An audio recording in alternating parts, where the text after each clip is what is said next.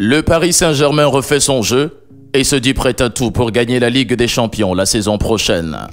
Avant de parler de Zinedine Zidane, notons que Milan Skriniar, après une première offre de 50 millions d'euros du club parisien, repoussé par l'Inter de Milan, Milan Skriniar aurait finalement signé au PSG pour 70 millions d'euros selon les infos actuelles.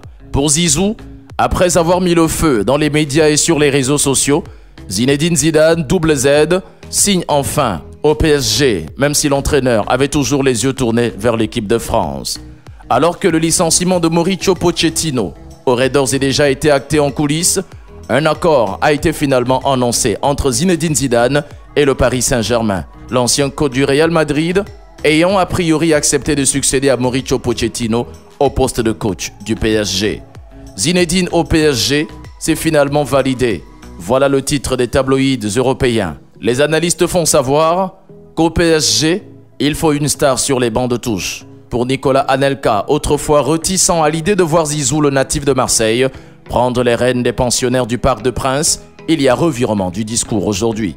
Je pense qu'au PSG, il faut une star sur les bancs pour pouvoir être respecté et parler aux joueurs.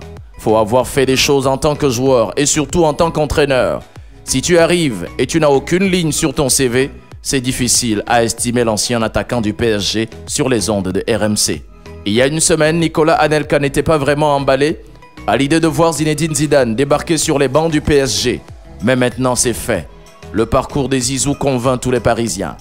Zinedine Zidane est donc la priorité absolue des décideurs qataris et devra composer avec Mbappé, qui a dit oui à son arrivée. Les prochaines heures nous diront tout sur la valeur du contrat de Zizou avec le Paris Saint-Germain, le club de la capitale. Merci de vous abonner à notre chaîne Premium Télévision pour ne rien rater des infos tout azimut, actualités sociopolitiques, culturelles et sportives du 237, du continent et du monde. À bientôt.